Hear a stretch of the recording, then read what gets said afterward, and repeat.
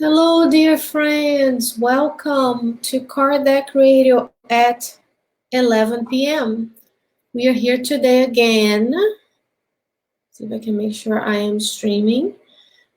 We are here again tonight, Saturday, to talk about the book Evolution into Worlds.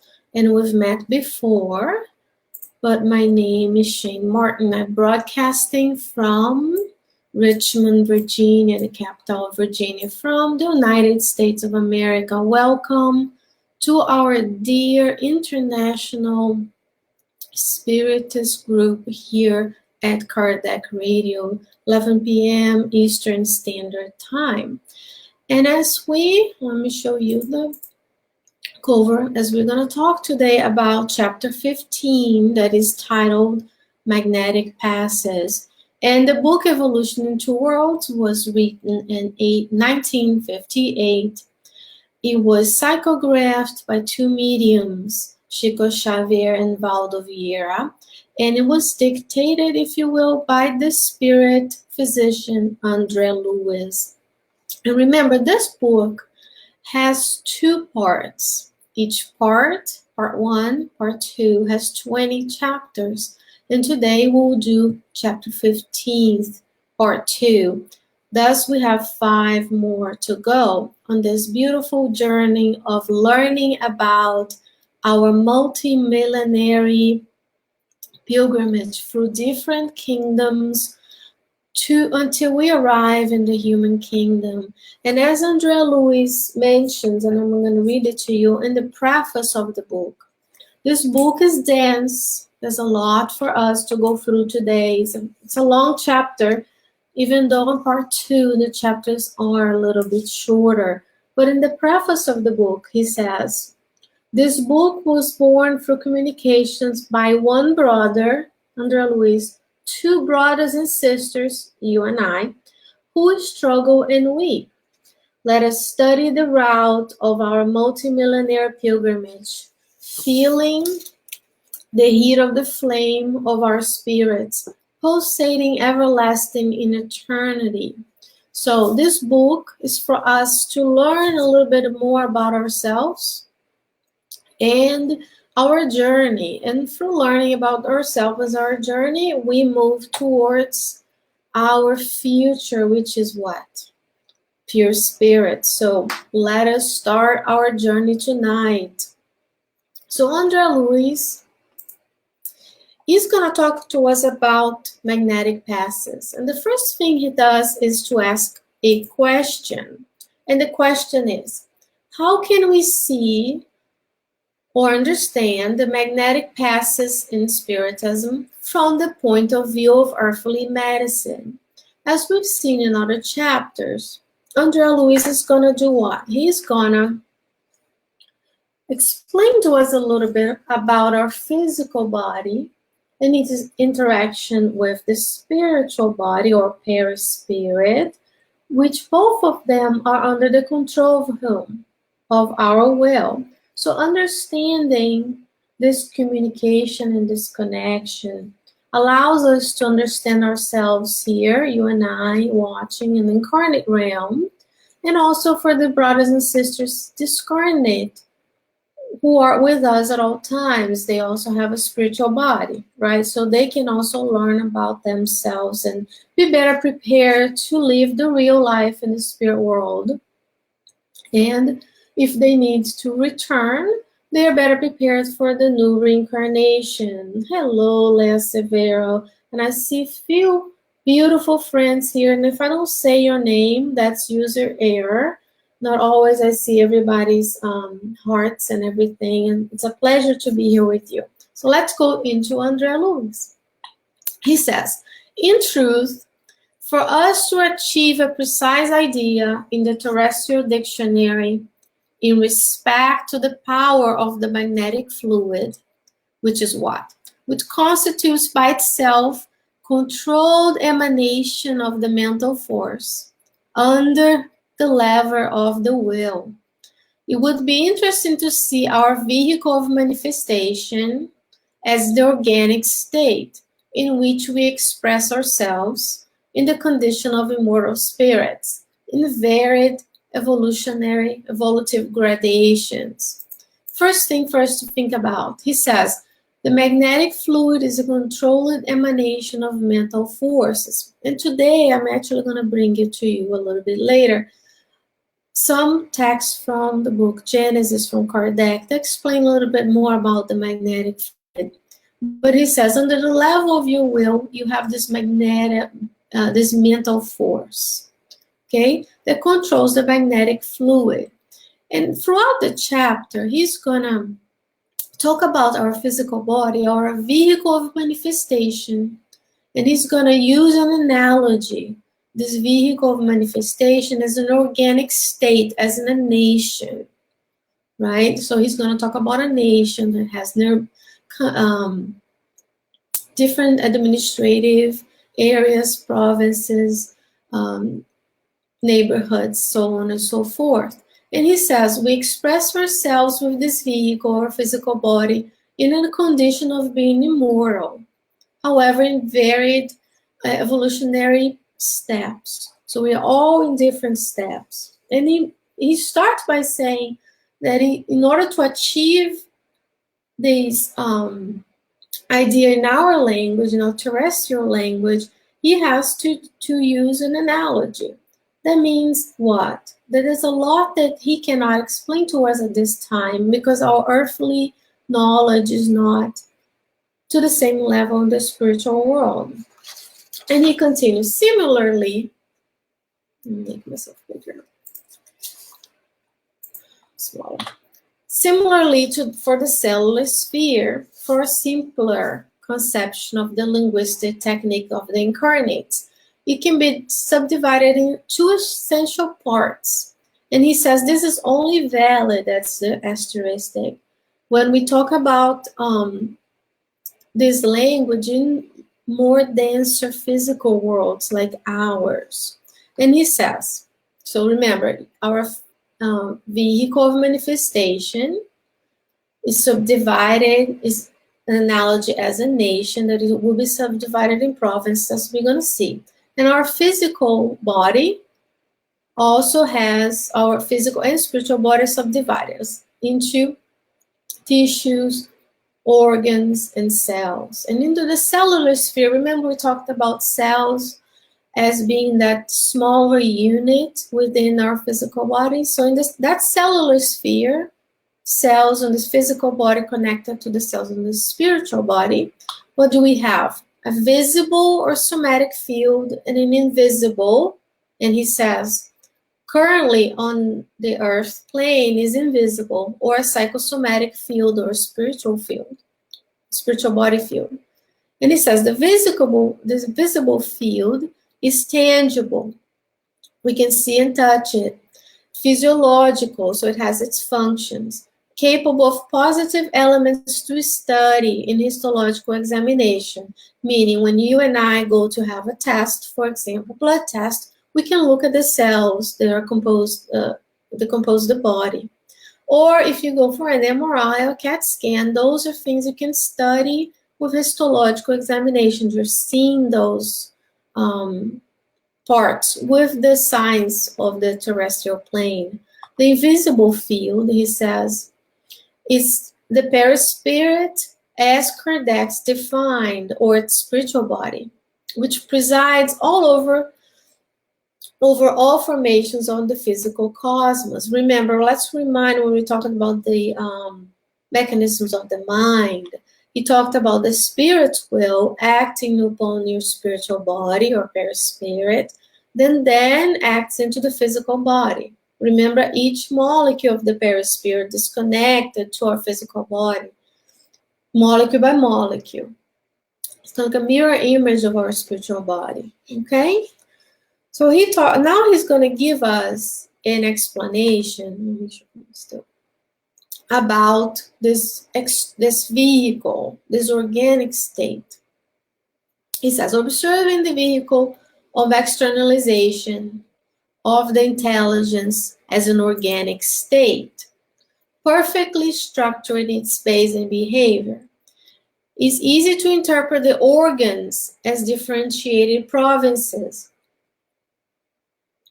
notwithstanding conjugated in attunement of action for the same purposes. What else? Oops. He says, thus we can appreciate the billions of cells we have as microscopic entities in distinct communities, such as infinitesimal peoples, to be characterized by specific activities.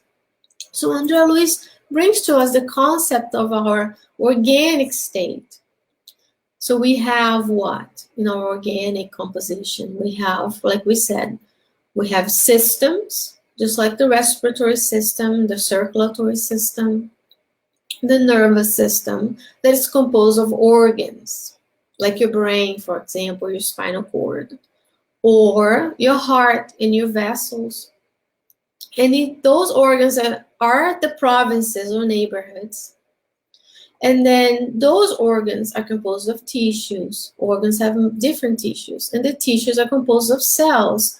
And those cells, according to André Luiz, are those microscopic entities. You see here that they are acting in attunement for a purpose. So there is order, there's discipline, there's a group of cells that act together with similar characteristics and functions. Those cells form tissues organized in organs, and even organs within the body, they act together to effect a function, to perform a function, okay? Let me make sure here. Everything's still working. Let's move on to, I would like you to think about yourself as this nation that has different administrative areas. And we don't need to focus on the names of everything, and especially with those areas in attunement. So how attuned are we to our body and the different parts and how it's working? And how are those different parts in harmony so that we can better use our physical body to do different things, okay? And he talks about now, and it sounds interesting because the chapter is titled Magnetic Passes, but before he gets to the magnetic fluid and its action, either by a human or by spirit, as we're going to see, he talks about what? He talks about our physical body first, okay? So let's move on. Take a deep breath. I know it's a lot, but we will digest it together, if you will. And remember, effort and repetition. So the more we read and study, the more we absorb. And he talks about now one specific system in our bodies. And which system is this one? Is the hematopoietic system. That's the system that produces all the cells that circulates in your body. So he says, the hematopoietic system in the human body represents the set of circulating energies in the psychosoma, in the spiritual body. These energies are absorbed by the mind through the breathing from an infinite reservoir of the cosmic fluid. Now he is now doing what? He's adding to the knowledge. Because remember when we talked about nourishment, we talked about metabolism and nourishment, he went into great lengths to explain to us about what? About our respiratory system. And he said that the majority of the nourishment that we receive is from breathing. So now he's giving us more. He's talking about how you and I can use our minds to absorb those energies from the cosmic fluid. And the cosmic fluid, universal cosmic fluid, can be modified by us. We can extract those energies and do what? Because they're circulating, they're going to circulate to each and every cell of our bodies.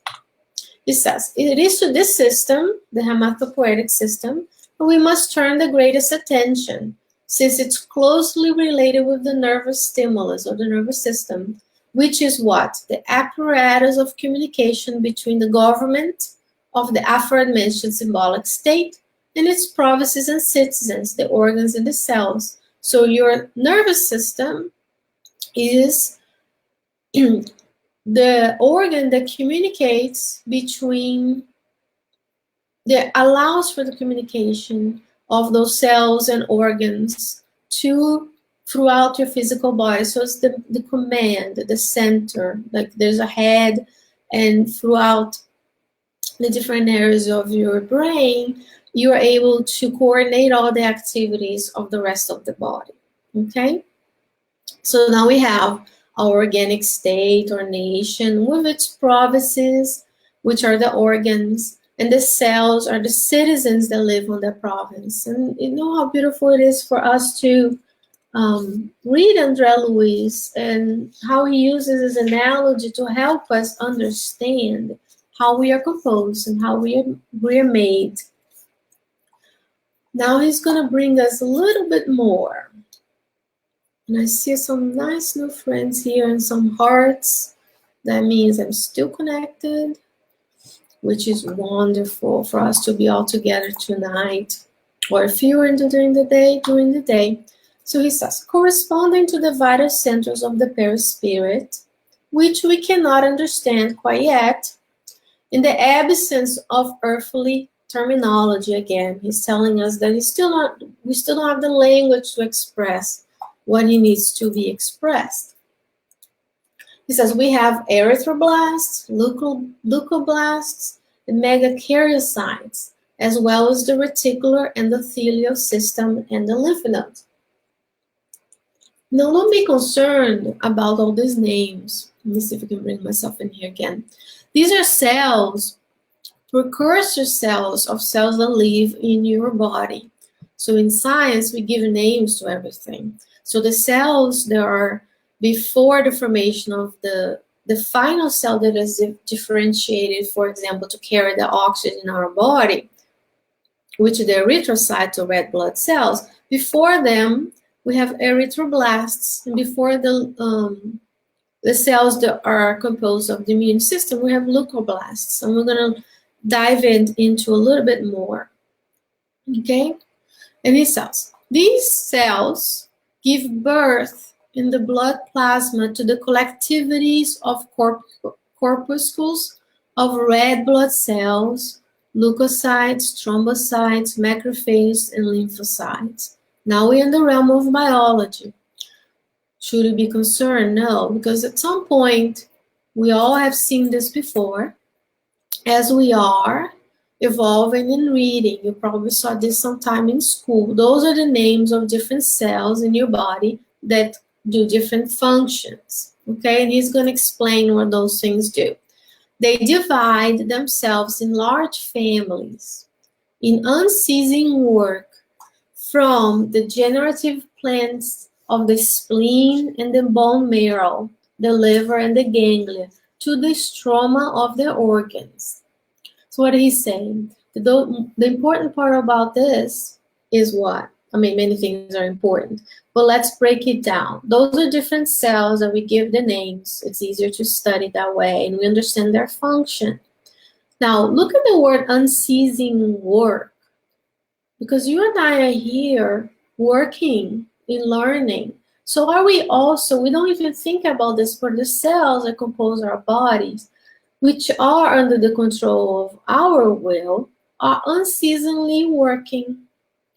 The generative plants of the spleen and the bone marrow are the locations where they're born. Those are areas in the body where those cells are produced. Okay, there's nothing to be scared of. And it says they go to the stroma of the organs, which are the connective like tissues of the organs, to the inside of the organs, if you will. So they travel all over our bodies, and they're working for us, doing many different things. Okay? With that many cells in our bodies that we don't even think about, that brings us back to the concept we had before of automaticism. Remember, we talked about, we got to the point that all those functions are automated. You and I are not telling our red blood cells, go capture oxygen consciously. We're not saying, now breathe, diaphragm contract, exchange oxygen for carbon dioxide. Those are things that are working for us because we already achieved the level of development where it's all built in, okay? A little bit more about, we'll get to the passages, don't you worry. It says, the magnetic fluid allow for creatures, you and I, to influence one another. And much more widely and efficiently, this magnetic fluid will influence the cellular entities of the organic state, particularly the blood and the tissue cells. Now we are entering the realm of the magnetic fluid that is exchanged during the magnetic passes or laying of the hands, as we say in Spiritism. So, if you and I can influence one another, and this magnetic fluids can influence the cellular entities, this is a mechanism that he's describing to us. There is a mechanism that do what? That will do what? It will complement what Kardec has said in the book Genesis. I'll show you in a little bit.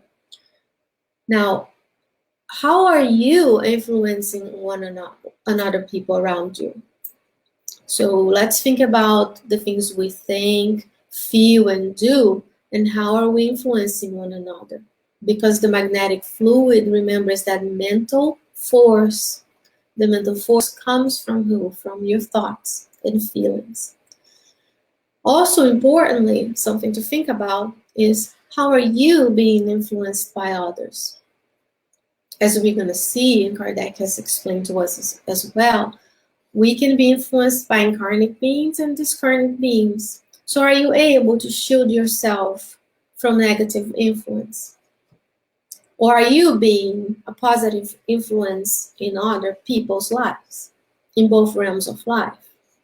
So remember, we're trying to think about not only just knowing all these beautiful words, which is valid, and we do want to know because to be a pure spirit, we have to know. However, at this time, as we make this effort to be together, let's think about ways we can apply the teachings, because just knowing doesn't help us much into progress, because we want to progress in our intelligence, we want to progress in moral. We have to have that balance, moral and intelligence. So today, you and I have an opportunity to think about the things we do, think, feel, and how we're influencing others and being influenced by them, and using what we can, the resources we have, to shield ourselves from negative influence. And he says, this magnetic fluid will determine the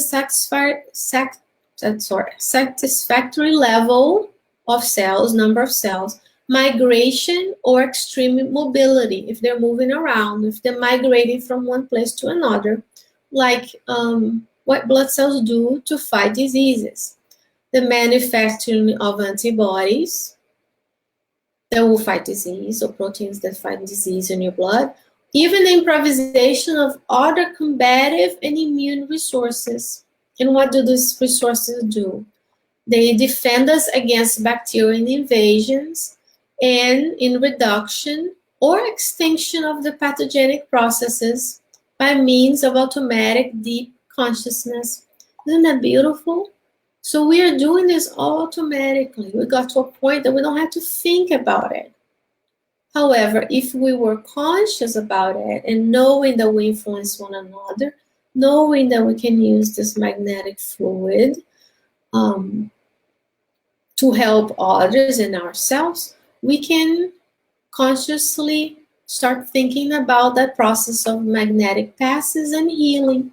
Remember, we talk here a lot about Luiz and her affirmations and thoughts for better, for us to feel better and for us to also heal ourselves, right? One of our books is How to Heal Yourself.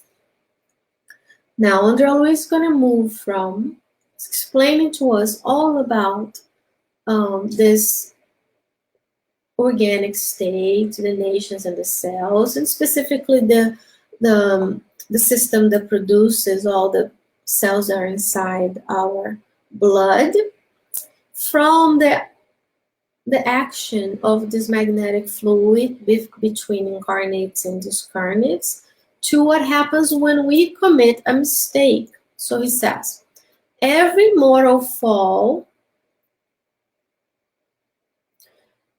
I guess by responsible beings, operates a certain injury in the psychosomatic hemisphere or perispirit. Now I'm just gonna change here so you're not looking at my typo for the ones who are. Okay.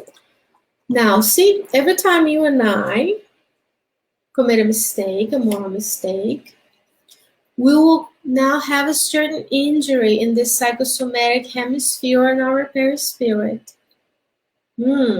Because every time we fail, morally speaking, what do we have? Guilt. And when we have guilt, we have remorse. And now we're causing those lesions in our perispirit. And what do those injuries do? These lesions, or this lesion, will be reflected in disharmony in the somatic hemisphere or carnal vehicle, causing a certain type of suffering. So at some point you did something that wasn't quite right. That act caused the injury in your perispirit, and this lesion reflects itself in disharmony in your physical body. So this action and reaction. And to just add a little bit to these texts, I'm going to bring you, because in Spiritism, these books are beautiful because they complement one another. So in the book Foreign Life by Emmanuel, chapter 28 is titled Illnesses. And he says, the great majority of cases, diseases are the result of harmful mental reflexes affecting the body, which causes malfunctions of the elements that compose it. So once you have that moral fall, and you're guilty, and you keep thinking, feeling, remember we talked about mental emanations, whatever you think is being sent out, and whatever you send out attunes and you receive it back. Now you are using that mental energy, and that moral fall causes those mental energies to affect your physical body by means of acting in your perispirit. Okay? We'll connect it all with the magnetic fluid in a little bit, just for us to think about forgiving ourselves, loving ourselves more, right? And later we're going to talk a little bit about some remedies for us to work on all of these.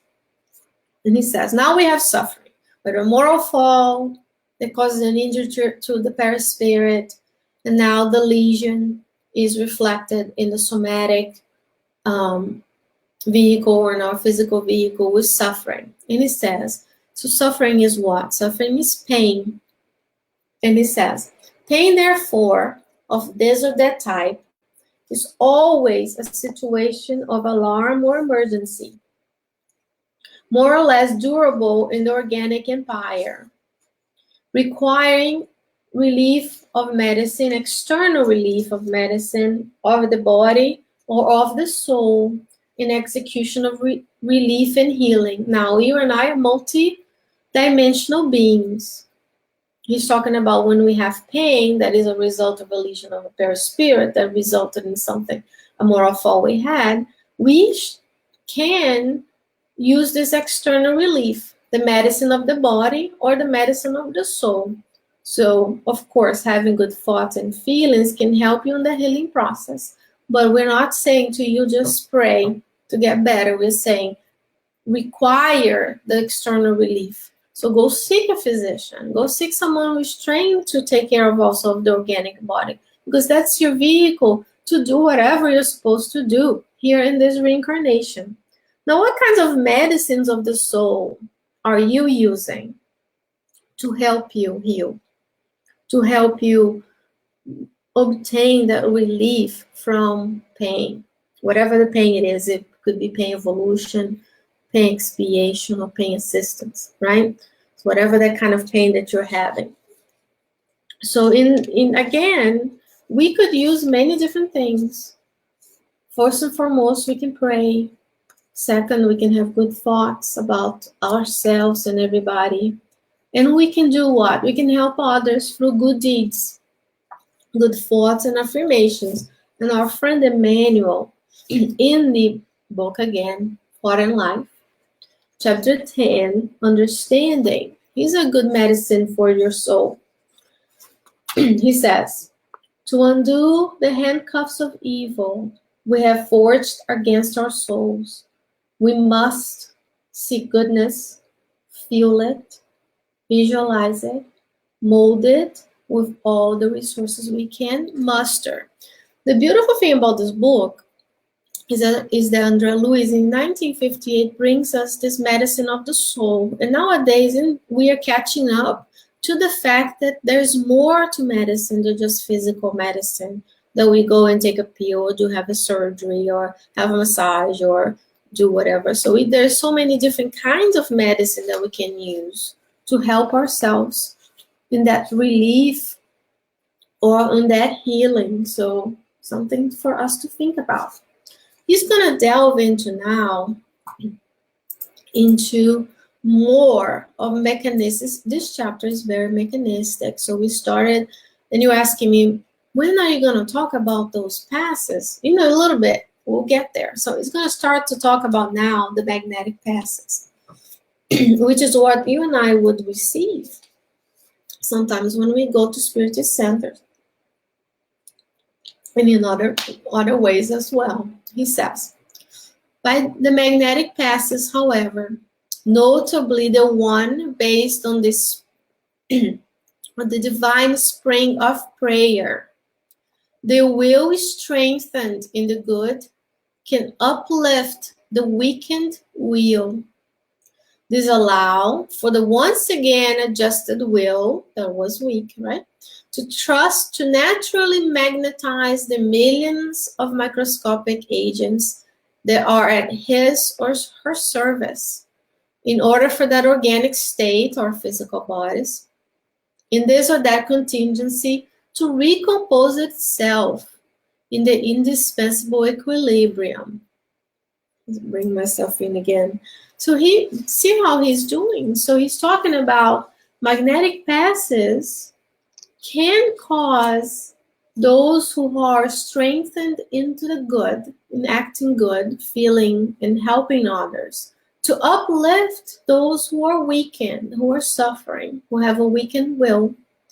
And he says, notably the one based on the divine spring of prayer. Here's another thought. Remember, we talked about different ways we can start our healing processes.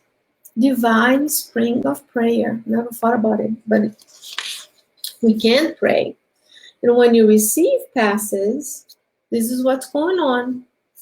You had a weakened will, someone who was a little bit more stronger than you were in their will, in the good acts, allowed you to readjust for those cells to be magnetized, those cells that are at your service, to rebalance you. So we're talking about going in, applying the magnetic passes and the magnetic fluids to reestablish equilibrium. So of course, when we are in disequilibrium, in disharmony, we go and receive passes, and then we reestablish our equilibrium. So it's important for us to now we're treating, right? We're doing something for the disease or disharmony or disequilibrium. So how can we work on maintaining the balance so that I don't need to do those readjustments? Of course, it's not easy because we're still on the earth. But, again, slowly, day by day, we can work on those things. And it's very important that we think about our attitude when we receive passes. Why? Let me bring you concepts from, let me make sure, I think this is still working. Concepts from who? Concepts from Kardec. So in the Medium's book, part 2, chapter 14, let me do it with myself so that you can see what I wrote. He says, there are 3 types of ways this magnetic fluid action can occur. Magnetic, what we call it when we talk about passes, we talk about magnetic passes, and the action of an incarnate being alone, his or her magnetism is being passed upon to magnetize the cells of another. Or spiritual, the spirits are acting directly upon you and I without an intermediary, so there's no past givers involved. See the picture here on the right, where you can see this gentleman is waiting to receive help at the Spiritist Center in the book, in the realms of mediumship. That's where those illustrations are from. And he is, here you can see the 2 discarded entities working upon him, helping him reestablish his balance and giving him some relief. And then there's a 3rd kind of ways we can use upon that magnetic action, the spiritual magnetic passes, which are when the spirit's acting through the incarnate being who serves as a conductor of the magnetic fluids. So look here up top. You have, I can return my face. Here you have this lady in green seated, and you have a past giver right in front of her. And here's the discarnate entity acting through her, donating the magnetic fluid to that person who is in need of help. Right? This is important for us to bring up, that André Luiz is coherent with the teachings of Kardec. And for us to understand what happens when you and I are receiving passes, or if you're a pass giver, when you are being an instrument and that spirits are acting through you. So even if you were to be a healing medium, there's always the action and the help, if nothing, of the spirit. So we're never acting alone. And who are we to tell that I'm the only one alone doing it, right? So in the most cases, we have that spiritual magnetic help through the passes where the spirits are working to help us. Okay, isn't that beautiful? Now we're getting into magnetic passes. So again, in the medium's book, he goes a little bit about Kardec, a little bit more of when we talked about passes and its mental attitude. Here we have an illustration of 4 different incarnate beings seated, receiving passes. And then you have the pass givers in front of them, and the corresponding, if you will, spirits acting through them to help the incarnate person who is seated here.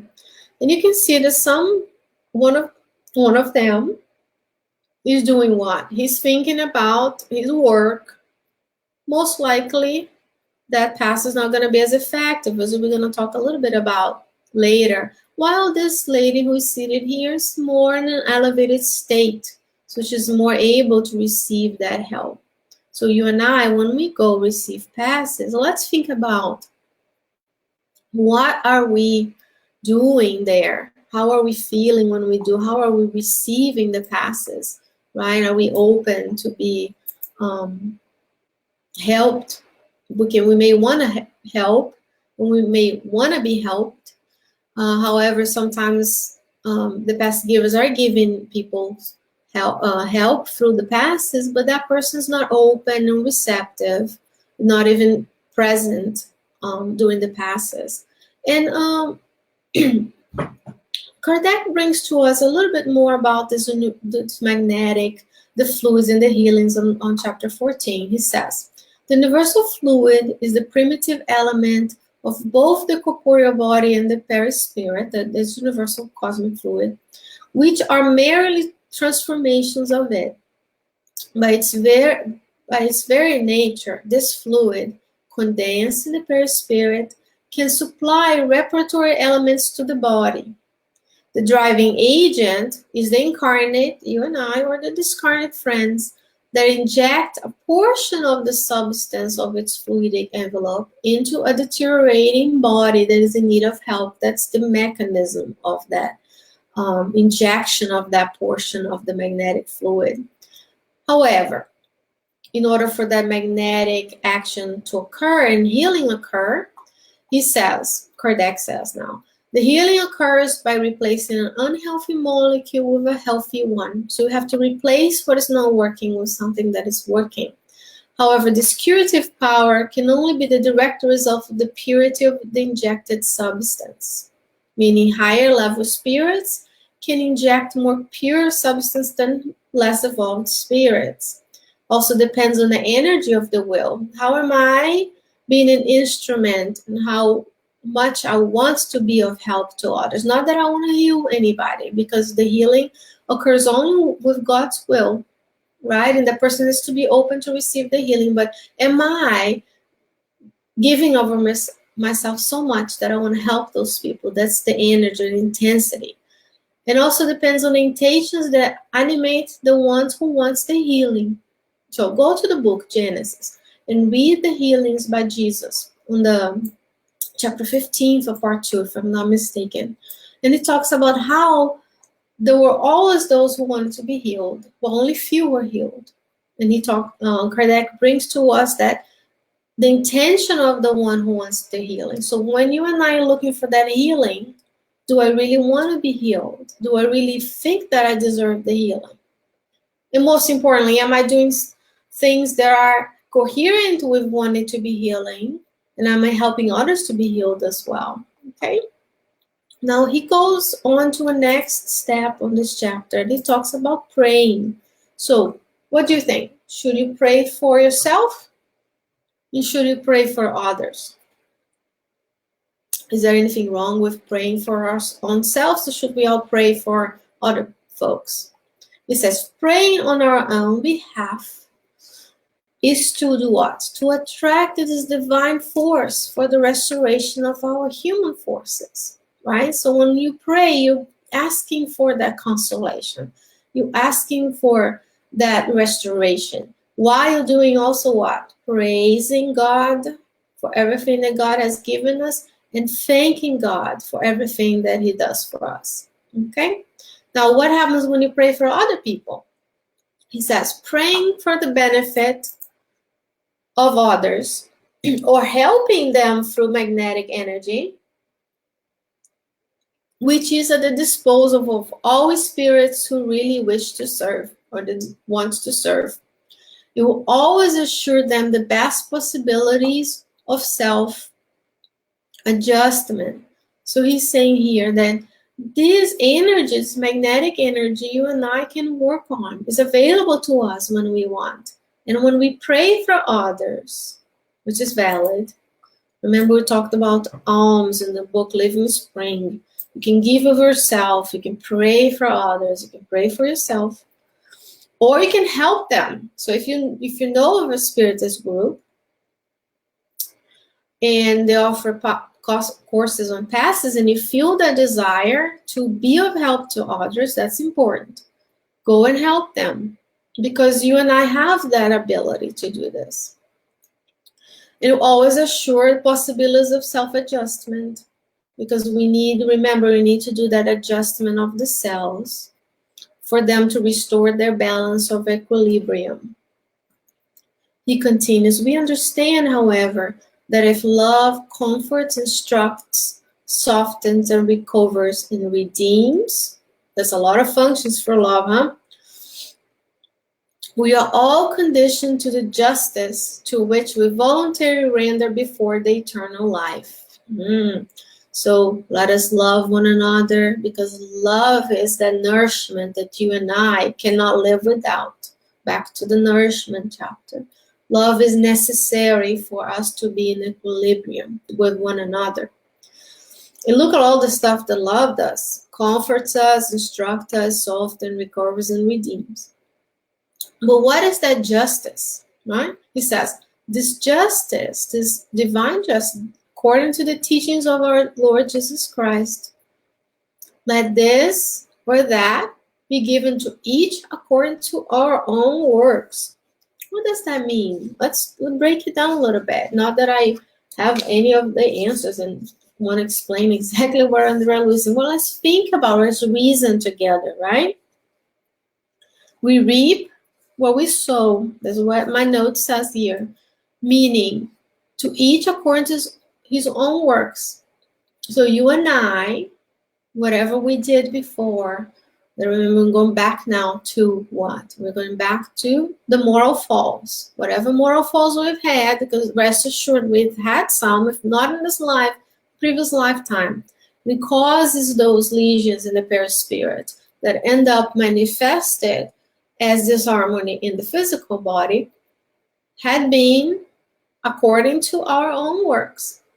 Because justice, the divine justice, is so beautiful that God doesn't say don't do anything. He says these are the laws. If you don't follow the laws, there are consequences, and here it is.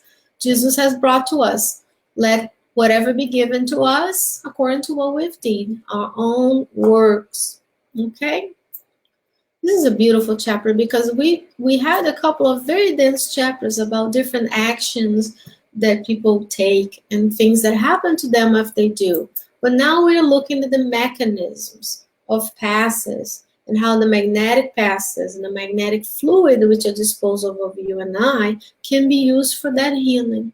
And the important part is love, like loving, because that's the nourishment that we have. Loving ourselves, forgiving ourselves for what we've done, and loving those who have hurt us, which is as difficult sometimes as loving ourselves because we also have hurt others. So we want them to forgive us and love us in spite of our flaws and our difficulties. So he says here, Andrea Luiz, let us remember that happy or less happy works can be the fruit of our guidance every day. And for this reason, every day it is possible to change the direction of our own script. So yes, change is possible. Yes, you can change, right? And whatever we've done that is happy, he says here, happy works, less happy works can be the fruit of our guidance. Let's go back to Gospel according to Spiritism, where St. Augustine talks about how we do that reflection. So every day we can go back and think, what have I done today? Put into columns. Happy works, less happy works. In happy works, continue, go forward. Press on, as Emmanuel says. Less happy works, you say, how can I work on this today? So tomorrow when the opportunity presents itself for you and I to repair, then we can use the less happy works as a reflection. I reflect, I say, how am I doing? How can I do better? How can I love those who are hurting me? How can I ask for forgiveness for the ones that I've hurt? And that can be a reflection. He says, yeah, every day it is possible to change the direction of our own script. So if you identify the presence of less happy works, less happy thoughts, less happy feelings, go think about those things. Don't go through life unconsciously just taking care of the physical needs, the needs of your family, paying bills, going to work, etc. Take that time every day, a little bit of time in 24 hours to do that reflection. Because if you reflect tomorrow when the opportunity repeats, you can do something different. Now you're changing your script. You're changing your route, the guidance of whatever script of our reincarnatory plan, the things that we really need to accomplish during this lifetime, that we really came here to do, okay? And we can start by using that, what Emmanuel brought to us, seek the good, feel the good, visualize the good, and mold the good with all the resources. And what is the best way to do that, if not in service to others, right? Because we have to take care of ourselves so we can do what? We can help others We can renounce ourselves to be able to help one another. Right? That's part of the healing as well. That's part of our effort of us seeking to better ourselves. And there's no better way to better ourselves than to work in the service of others. The last question on this chapter on magnetic passes is something interesting. He talks about what is the velocity of the fluid emission of the passes. What is the speed of that magnetic fluid is being transmitted? And it's a very interesting answer. He says, this question involves, I'll make it so big. At its root, the study of the particle of thought and the composition of its structure and potential, for which we still have no recourse in human definitions. Luiz is saying more to come. He's doing that. He's putting that hook at the end of the commercial. More to come, because he's saying we still don't have the recourses, and he's talking about particles of thought. Remember about the mental emanations that are able to do the mental creations and agglutinate thoughts. He says, unfortunately, I can't answer that question right now. And the beauty of the spirits like Luiz, who bring us all these teachings, is that they are concise and they repeat certain things that are necessary for our teachings. And they are firm and honest. They say, at this point, we're not ready to define it for you, right? Which is fine. We'll accept that as more opportunities for us to study in the future.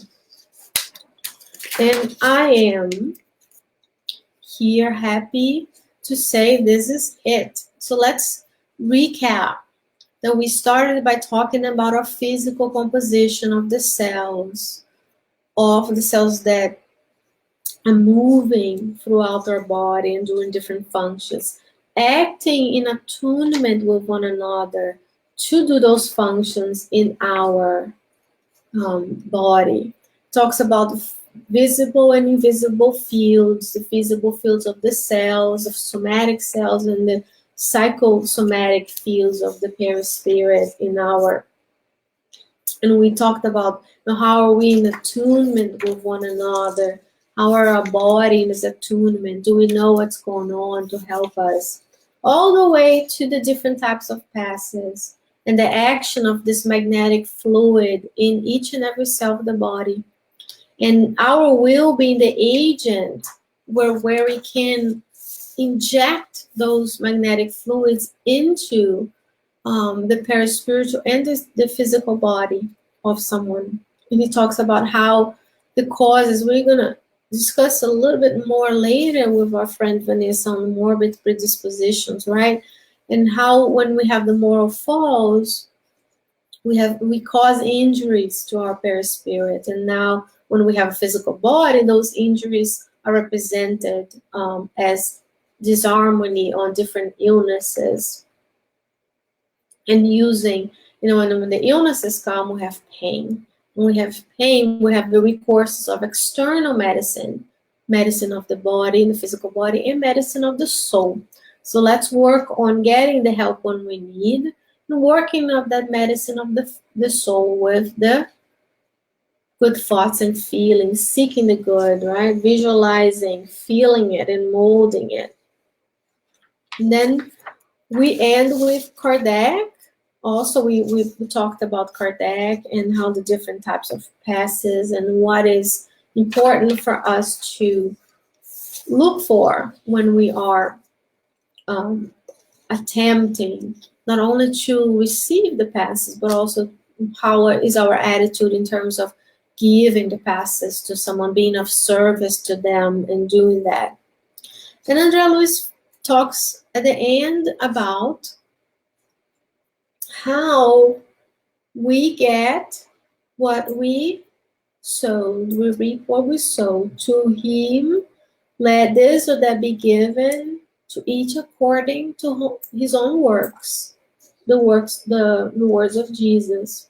And he says, happy works, less happy works can be the fruit for our guidance in our everyday lives. Let's do that reflection. Let's take time to do positive affirmations, to say in the mirror, I love you every day, like Luiz Hay, to think the good, to feel the good. Those are like preventive measures and relief measures as well, and to constantly being reevaluating ourselves and our attitude towards ourselves and others.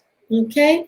It's my pleasure to be here today. I see here on the screen few more beautiful friends. I really appreciate y'all's presence tonight.